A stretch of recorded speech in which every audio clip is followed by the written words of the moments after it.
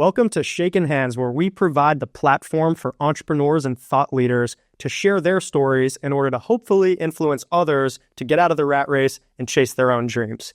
If you have any recommendations for guests or questions that you want to be asked, please don't hesitate to reach out. Anyways, if you enjoy the podcast, please like, comment, subscribe, and share in order to keep the podcast growing.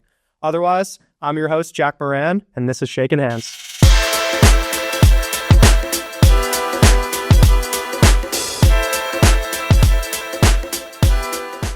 If you're looking for business mentorship, I have a place where you can get feedback on your unique personal development and business growth challenges. Over the last year, I've brought together a group of impact-driven thought leaders where we meet every single day to discuss psychology, communication, mindset, and business case studies. We have people who have made millions of dollars, lost millions of dollars, Harvard MBAs, and new entrepreneurs like you and I. Entrepreneurship can be lonely, so if you're looking for a support system, please follow the link in the description below for some more information. So this is obviously like part 2 of the last podcast that we did, and so I don't want to be too redundant and ask the same questions, but I think it's interesting to get a different perspective, kind of that like mentor-mentoree dynamic. Yeah. But just to kind of start out, like give me like a little bit of a background on where you're at right now, what you're doing, and we'll start with that. Sounds good. Yeah, my background's an interesting one to say the least. I think everybody is always a little confused on what I actually do in life, because I started out, went to school for a year here in Charleston, and then ended up leaving, joining the Army National Guard. And from there, started working for my dad's company. And my dad, he was an entrepreneur my whole life. He started this medical company working in med gas, actually 3 months after I was born. So coming through high school, I was always more, what's the right word for it? More influenced to head the entrepreneur route. And nothing ever felt quite right. My whole path starting off was eventually taking over my dad's company or acquiring it. And as time went on, I always had different hands in different places. So I was never just sitting in one place. Moved up to Ohio for a little while, working for him, ended up coming back down here, and aspirations to completely start over and do something new just because I wasn't happy. It wasn't my leading passion. So that's kind of where it started on even how Mike and I even got to where we met. I was always searching for something that was going to be sticky for me. And everything I always did, I was enjoying, but there was nothing that I saw that I could really form in. And so when I moved back, I was starting to look at even going towards the scuba diving route, becoming an instructor in diving. And then that fell out, ended up going back to work for my dad, moved up to New York City, loved that. I was up there for a year and a half. And ironically enough, Mike is from New York, and we didn't meet when I was living up there. It was actually shortly after, a couple months after I moved back down here, we met. It was my birthday. Had a couple buddies that met him, and that's kind of where it all started. They went on their, I don't even know what to call it. They went to dinner together and all talked about this idea of being able to essentially bring people into new places. So because we knew a bunch of people around here, he had the entrepreneurial mindset already, all the successes. The following week, it was Cinco de Mayo, and they called me up, and they're like, hey, you got to come meet Mike over at Juanita's. So I drove over there, and next thing you know, we're sitting there talking about this whole idea. And at the beginning, it was really 5, 6, 7 of us, maybe 8 of us total. And within a 4-month time period, it came down to just Mike and I. And that's when the VIP concierge service started. Started as, we called it Charleston VIP Club. And shortly after that is when we started making that transfer. But yeah, my whole background has always been trying to find something that was really going to be sticky. And one of my biggest passions is showing people a good time, showing somebody something they've never seen before that they're going to enjoy. And that first moment, and this was right before I met Mike, this was the year prior, I was going out to Hawaii. This was during COVID, and nobody obviously was out there. Everything was pretty low and down. And a group of my buddies went to go meet one of our other buddies that was out there in the Air Force for his birthday. And one of my best friends in the world, his name's Chance. He'd never been out to Hawaii. I've been out there quite a few times prior to that. It's just one of my favorite places in the world as a surfer. First morning, 4 a.m., went on a pillbox hike, and we got to the top.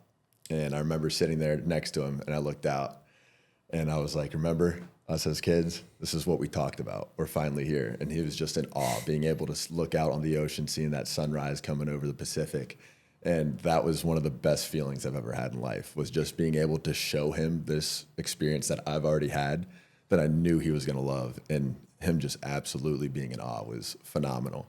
So what this does, this whole, I like to call it a passion project. It's an obvious startup, it's a business, but it's fully my passion, being able to show somebody, bring people to something they're actually looking for that's tailored to who they are. So that's kind of how we got to this point. So to back up a little bit, you grew up with an entrepreneur. What was that experience like, and what lessons did you learn from like seeing an entrepreneur in action? Like a lot of life lessons. Mike is obviously definitely my main mentor, but before Mike, my dad, most definitely. It's kind of funny because when you're growing up and your father, your mother, whoever is predominantly your caretaker when you're growing up, when they're starting off that way, they're starting their business, you don't get to see them often. So my dad wasn't around too much when we first started. And as I was growing up, I was like, why isn't he here? And like, you kind of view it a little different. But once you get into those later adolescence, you're going into your later years in high school, going into college, you start realizing what he was doing and all the sacrifices he was making. And that, when I had started making those realizations, I really started taking a look and diving into everything he was saying. So from the parts of having to be dialed in all the time, you can never just let your focus go a separate direction. Those were like the main things he was instilling. So didn't realize it in high school, and not even in high school, started in middle school when I was always trying to find some way to make some money. We were always selling like some candy bars to other people around, that type of thing, buying boxes. And always the school drives, I was always upcharging, trying to figure out a way to like sell extra things and go up a little higher. He was always pushing me. He was like, why don't you just start cutting lawns, doing that type of thing? The normal thing you hear from like kids that are 11, 12, 13. And so he just started pushing and edging me that direction. And so when I started working for him, he would always push the pain points of owning a business. And so he was just trying to toughen me up. And so you don't really realize that too much until you're a little bit later.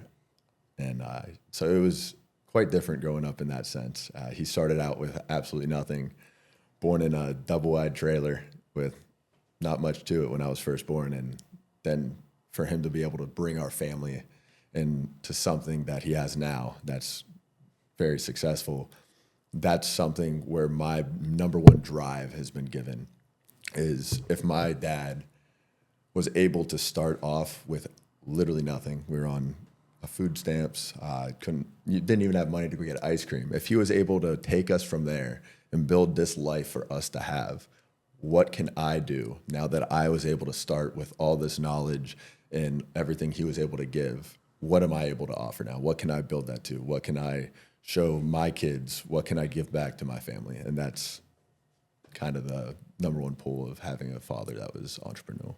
Yeah, and it's great that you take that away, because a lot of people in the same situation could kind of go the opposite route. Absolutely. And I see that often. So those are unreal takeaways. You said that you did a year of college. Why did you think that was not a good match for you? Not your path. And what do you think for other entrepreneurs? Is college beneficial or not from your own perspective?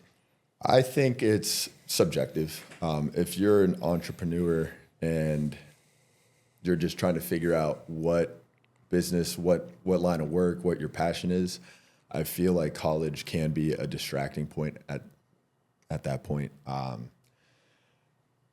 I knew when I first started, I was definitely on the fun side of things. And I knew that money was just going to be I don't want to say wasted, but I was pushing so much money away when I knew I had an amazing mentor as my dad to be able to teach me and give me the experiences I needed.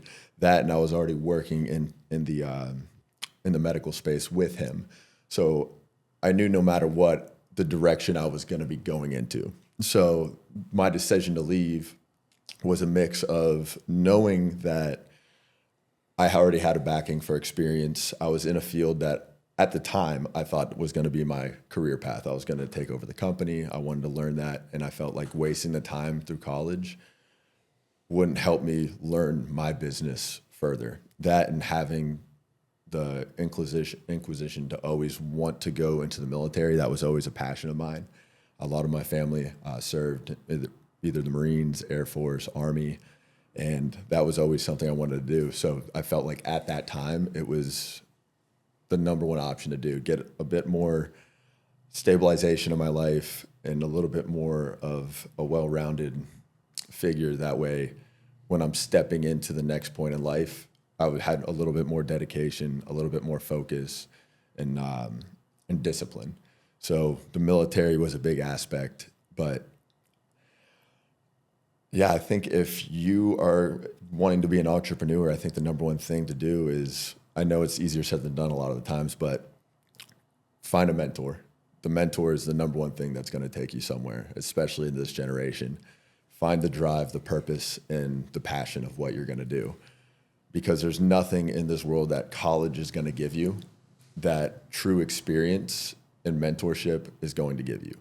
There's so many things that work different outside of the college. Now, do I knock college? No. I think college is a great thing, builds knowledge, but I don't believe that's a number one driving force if you want to be an entrepreneur. So you emphasize the importance of finding a mentor. Yes. How do you think one should identify first, like define what a good mentor is for them, and then how to go out and find that mentor? Oh, how I think finding a good mentor really should frame out to be is it's kind of interesting because the way I found my mentors isn't normally how you would think you would find your mentor. I found my mentor by the grace of God, honestly. It was my birthday, just moved back from New York, and my buddies ended up meeting this guy, Mike Novelli, my now partner and co-founder. And it wasn't even in that there was no inclination that was going to be the route it was all going to go. I was still driving on the point of working in the medical side. So one, I think a lot of life comes by chance. You got to take that once in a million. But when you're trying to dial in and decide who you're going to stick with and who you trust that is going to take you to the next level, one is somebody that has proven experience, somebody that has the successes, whether it's business success. Personally, I'd like to see the personal success and the business success on both times. That way, you're not learning just about the business end. You're learning about life, because a lot of business comes down to just life, how you're going to deal with things, the pressure on it, how to stick to it. And that's just anything from a relationship with a significant other, friendships, or trying to deal with the hard times and the lulls and the highs of running a business and starting one up. So I think the number one thing is finding somebody that is well-rounded, definitely well-rounded, and somebody that you click with, that you can tell is going to put the energy into you. A lot of people that you'll see nowadays, I've had a few different mentors and different sides of different things where they didn't last long because I didn't see that they had the best interest, where they would just go off on different ends. And somebody that's dedicated to being around you, that's the number one thing. If someone makes you a priority, that's where it sticks. Because if it's both sides putting their foot forward, I mean, there's not much more you can ask for in that end. The advice that I've always given, like, to people, if you want to find a good mentor, you first have to define what success is for you, where you want to be, and then finding that person that is embodying Yeah. that success that you want. Yep. And then following their path, you don't have to take 20 years to learn all the, jump all the hurdles that they jumped. You can extract that knowledge from their brain, Absolutely. and save yourself a lot of time. Absolutely. And that's actually one massive thing. Going back in the time, Mike and I have had so many experiences now in different directions between his firm and our company that doesn't always match up in my head sometimes when I think about it. But really, one of the first things that I noticed finding Mike was with his hedge fund. I always found finance very interesting, but I never really thought that was going to be a direction I was going to be able to go towards, just because usually with college, that's the direction you go to college, and then you start working for different firms in that sense. And knowing Mike's successes in the hedge fund world and in finance, it was always really interesting to be able to talk to him on that end, because there was always a big interest that I had. And then I don't know if it was 9 months down the road after we met, it was maybe a year or two, year and a half or so. And I was actually just deciding to leave. This was well after we were just finally getting on the feet and starting the development, working into the app side and integrating AI, where my dad was selling his company. And I told him that he was only holding on to it for me at that point. And I told him to sell the company. I was like, it's not what I want to do. Mike and I have this going now, and this is the direction I want to go into. There's no passion here, and you deserve to reap the fruits of your labor. Be able to sell your company, have your exit that you've worked almost 30 years to have. And as that was happening, Mike always knew that I loved that side. I was always highly interested in what he was doing. And so he offered me a position coming onto the firm where he took another side of mentorship, teaching me everything about the financial end, deal flow, what you're looking for in analytics when you're analyzing a company on the NASDAQ that's sitting at the waterline. So after a few months of talking with him and his partners and getting some training down and doing my own research, I started working for his firm for a little while. And so that's where the mutual success is, where I'm looking for something that I'm interested in, came into play. So there was more than just our interest together on building this company that we started out with, a VIP concierge service going into the tech end. I was always interested in there, and he instantly saw that and was able to give me the knowledge and provide an avenue for me to go down that direction. So he was always providing. If he saw something I was interested in, he would give me an idea or an opportunity to move that direction. And I want to unpack some of those things that you've learned from Mike. But I think it's important to note, I think it's super, super important to have a diversity in mentors. Mm-hmm. There's two different kinds of mentors. There's that mentor that you resonate with. That's kind of that similar personality type. Yeah. And then there's the mentor that's your polar opposite that rounds out your weaknesses. My primary mentor, he thinks very similarly to how I do, more that random abstract thinking, a little bit chaotic. Weaknesses might be that organization. So I'm learning how to polish off my skills like communication, relationship building, which are things that is kind of my natural skill set, but he has, had a longer, more experience and is able to sharpen that sword for me. Absolutely. But on the flip side, we share the same weaknesses. So, he's not polishing off those weaknesses. Yeah. We have the same ones. So I think it's important for someone looking for a mentor should find both that person that understands you and can polish off your skills, but also that counterbalance that can help you improve your weaknesses that hold you back. And to that point, what do you think are the biggest skills or takeaways that you've learned from Mike in this journey? The biggest skills and takeaways, man, there's quite a few, because Mike is not just a mentor in the business world for me at all. Kind of hitting on exactly what you just said, and what Mike was saying prior. Looking for somebody that embodied who he was, somebody that he saw in himself. And so that's one thing that I've definitely noticed and gravitated to instantly was Mike and I have a very similar personalities in the way of we enjoy having a good time on like our personal end. We like going out, being able to meet other people, network, having sometimes a crazy time, you know. We've had our times where for business got to go down to Miami and spend some time down there and whatnot. Godless place down there. Oh yeah, those are stories for other times. But all those ends, Mike has got to live a lot of life. And in the sense of I was in that same kind of direction, the same interests. And so the mistakes or lessons that he was able to learn, he was now able to instill in me that I don't know if I would have had the same view on if I didn't have him. So getting down to one of the most important skills would definitely be judgment on position.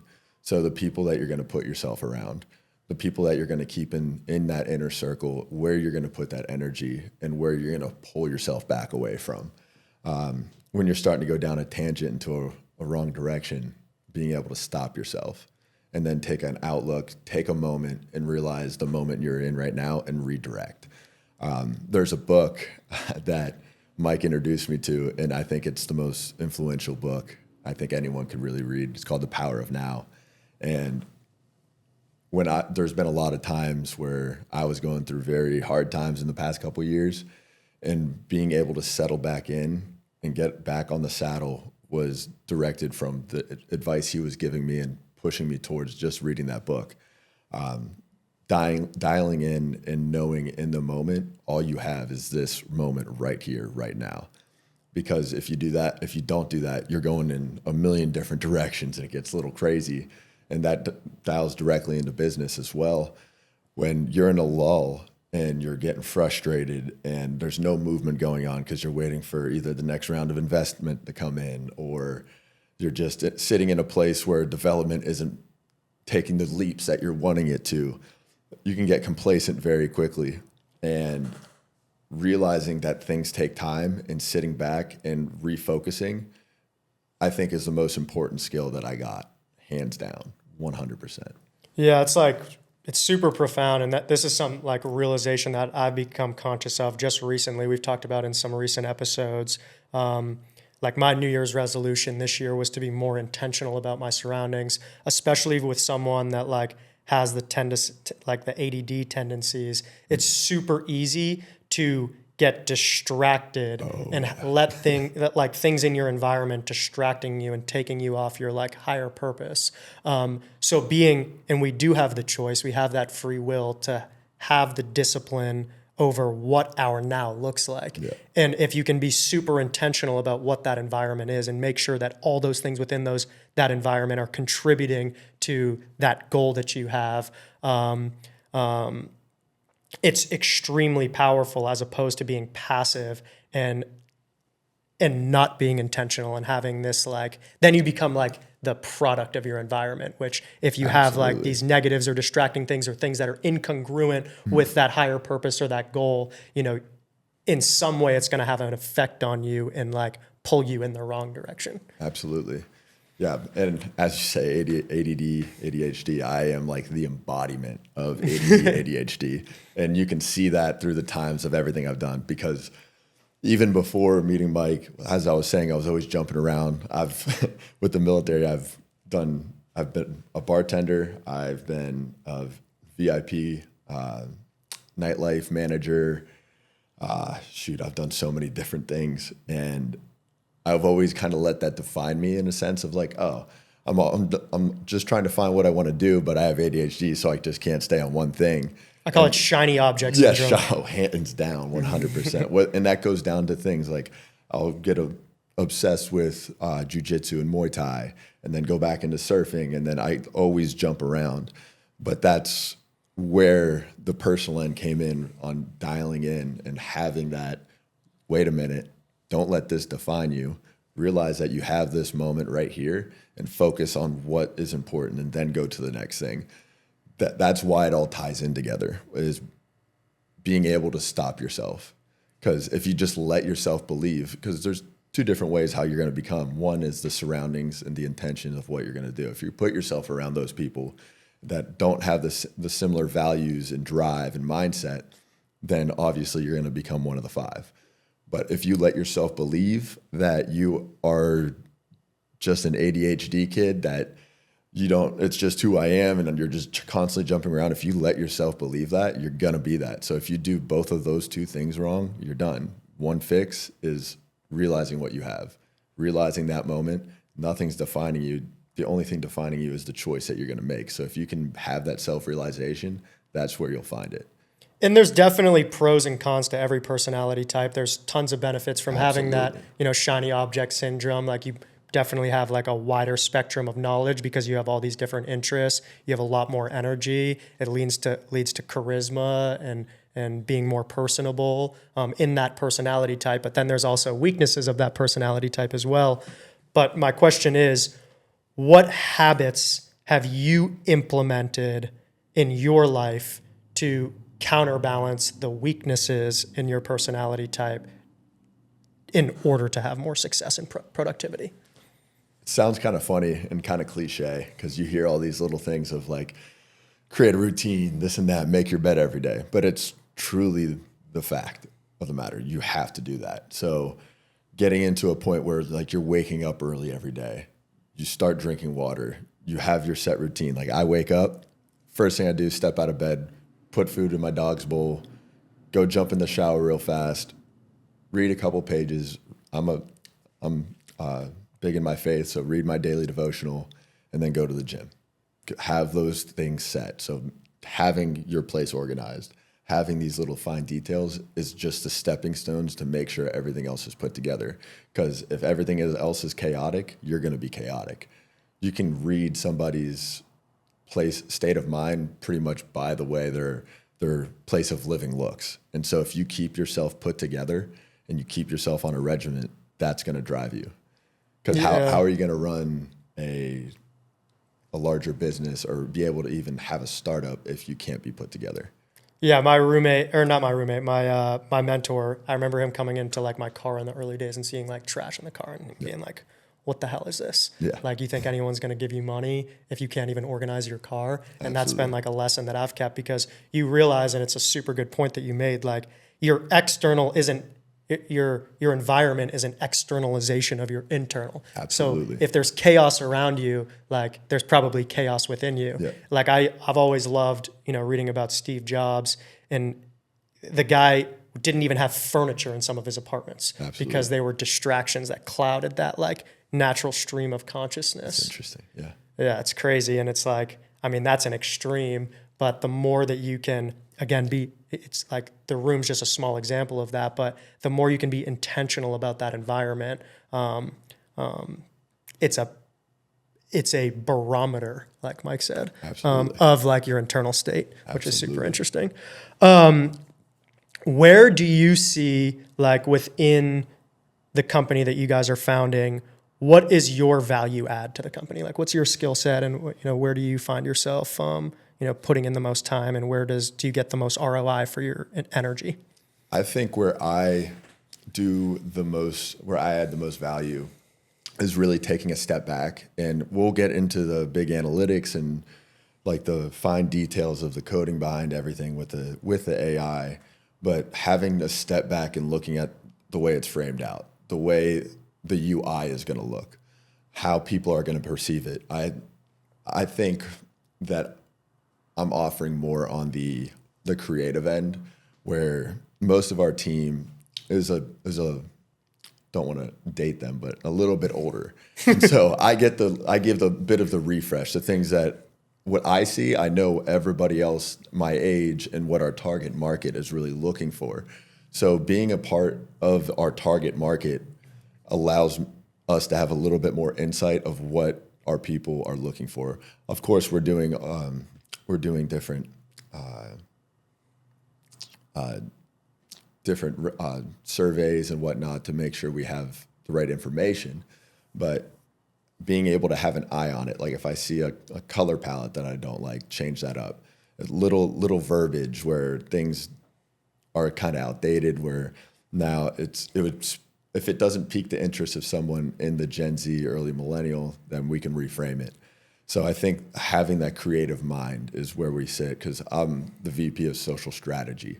So hitting on the social media ends, what the trends are, working with our marketing team and our social media team, that's where I come into play.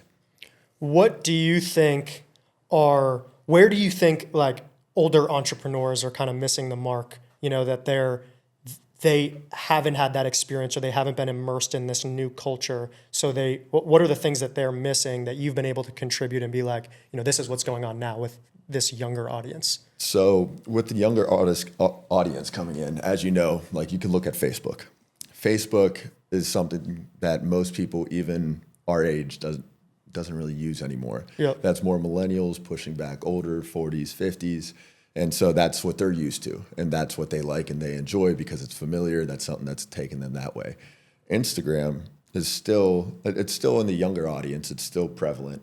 But even Instagram is starting to get to the point where now that's the millennial time frame. And TikTok is the current right now. So there's always a social media platform or an app that is, as time goes on, it's framing into that generation that it was formed into. So looking down into what the next generation, so we're going to hit the points of what we have now. So the Gen Z, millennials, mid-20s, early 30s, hit those points. But then we also have to look into what the kids coming out of high school that are starting out in college, 18, 19, 20, what they're liking. And being able, right now in Charleston, being able to talk around, hit the points, there's a good variation of people that you go out on the streets of downtown, being able to see, and you could have conversations with everybody. Like the number one thing is how many apps are you using just to create one booking for, like, say, a restaurant? I mean, really break it down. Most people are going to say Instagram, TikTok, Yelp, or even if Yelp, sometimes not even that. Google Maps. So, and then you have to create the booking on Resi. So you're taking all these points, but when you're going younger, most people are using TikTok or Instagram. They want to see the visual. So being able to frame the UI to be more catchy for making posts. So the first thing you see is seeing those posts and reframing that around. I think that's really like one of the main points right there. Yeah, so it's probably easier to get adoption from people, you know, our age. Like when you explain the idea to me, it makes sense right away. And I'm familiar with AI, you know, I've been immersed in technology. How do you get that adoption from someone who's older, who may not leverage technology as much? Are you guys just saying, okay, let's neglect that audience and focus on, you know, the people that will use it? Or if you're going for that broad audience, how do you influence and resonate with that older audience? Does that make sense? Yeah, it makes sense. It's not that we're not going towards or completely neglecting the older audience. I think what we're focused on right now, especially at the blunt beginning, is we want to hit our target market on the head as hard as possible, because that's where we are going to get most of our user acquisition from. Most people that are already in that older age bracket, once you're getting over the 50 frame, they're stuck in their ways.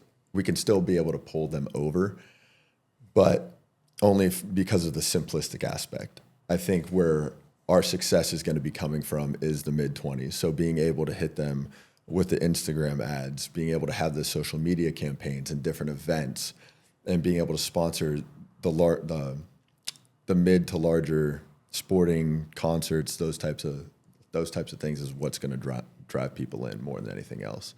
So I don't want to say we were neglecting that, but we want to stick to our core. Where are we going to find our growth? Where's our future going to? So that's where I say the point of we're focused on our early millennials and Gen Z for our target market now, because that's what we're able to build. But what can we do that's going to be attractive to that next upcoming generation, where the future 3, 4, 5, 10 years down the road, that's going to be our core people coming through. So that's where we want to have the app 3.0, not just for the places you can find, but the one-stop shop. So that means you'll be able to post, you'll be able to find other people. You have the social media aspects. You'll be able to co-search. You'll be able to form groups of friends into one and be able to find places connect collectively. And I think that's more people that are in our same age demographic. So with these campaigns and strategies that you're going to be running, the opposite, like with a younger audience, is they have a lower attention span. Yep. So what do you think are the strategies to acquire that attention and get that attention, and like how can you do that through these marketing campaigns and quickly get the attention of a younger audience? I think the number one thing that we're going to be having to do, and this is kind of what I framed the framework for starting out with social strategy, is hitting the micro influencers. A lot of people are you can go straight to the big guys and go to the Justin Biebers or anything like that, Matt Rife, all these big names. But it's just something you're seeing every day. If you hit these micro influencers and you have micro influencers for different demographics, but also all the different places, there's more repetitive, what they're going to see over and over. And it's just the reps. And so if you have more catchy content that's going out that has those little quick hooks, but more repetitive, that's where you're going to see it.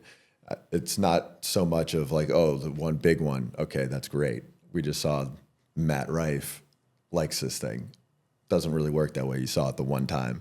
It's just consistently hitting the point over and over and over until the nail's in. So I think the statistic is it takes about 30 times for someone to see an ad before they take action on that ad. So having all those micro influencers in all these different places, being able to share that and constantly getting hit with also paid sponsored ads, that's where you're going to find it. And the power of influencers is crazy. It's like, you essentially have these distribution channels where you don't have to go out and like find that audience one by one. You can find a micro influencer who is already having influence over this target audience that is aligned with your ideal client profile and distribute your services and ideas like through that channel. It's Absolutely. like working smarter, not harder. Absolutely. And the way that we're framing it too, because we're going to have a reward system within the app.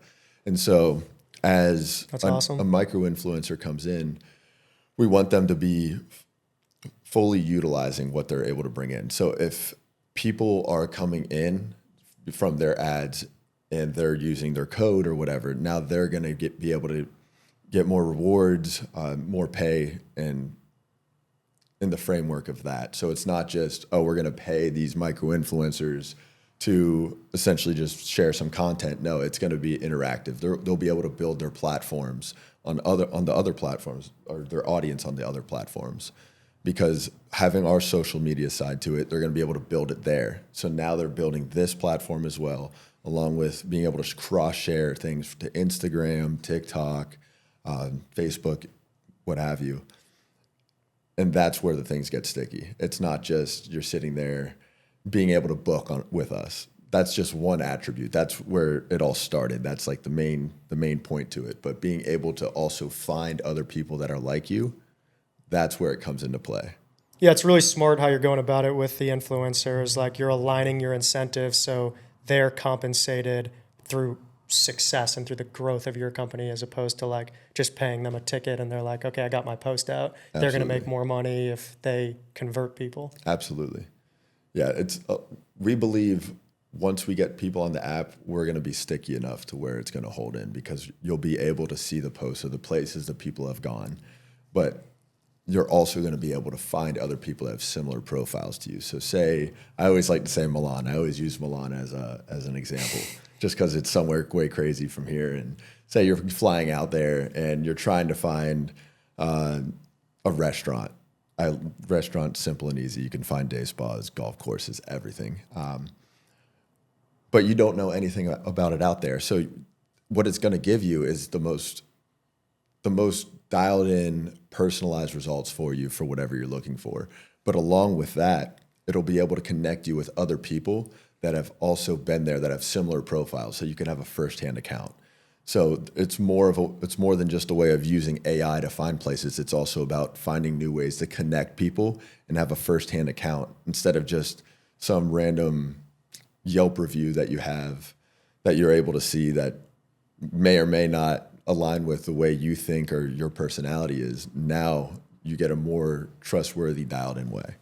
Yeah, it's a really smart idea, and it's definitely a pain point that I even resonate with. So you guys are serving a big need, and I'm surprised that, it's it hasn't been thought of yet. I mean, it's like, it makes sense. It's pretty intuitive. My final question is, if you had $1 million of guilt-free capital, how would you deploy it within the company? Ooh, $1 million of guilt-free. So you didn't have to pay it back. If I didn't have to pay anything back, no equity gone. Marketing. I think marketing is going to be the biggest thing. Split between maybe like 60 or 80-20 between marketing and development. Really being able to dial in all the little attributes. We have a few different solid moat forming ideas that we're going to be trying to implement into 2.0 and 3.0 that we definitely want to put that towards. But being able to really put out the marketing the correct way, because a lot of people, when things get hard or the economy gets rough, people pull back on the marketing. But one thing that Mike has also taught me, that's the number one time you want to start nailing it. So being able to get everybody's eyes on it, nail that down, be able to sponsor all these different events, be able to get the social media exactly where do you want it to be, have the best content.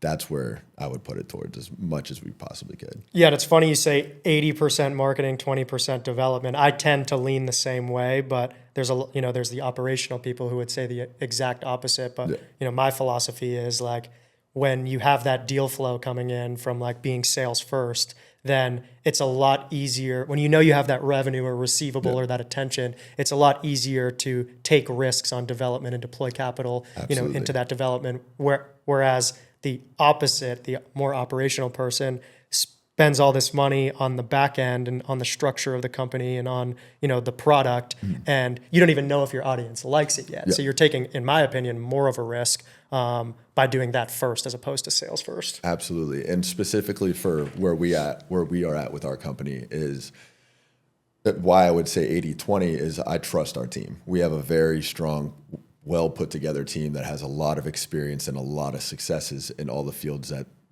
they came from. So when it comes down to the development, I'm highly confident in the abilities that we already have. So anything that we'd implement and put that money towards, it's going to be predominantly the same team. It's just how much farther can we take that?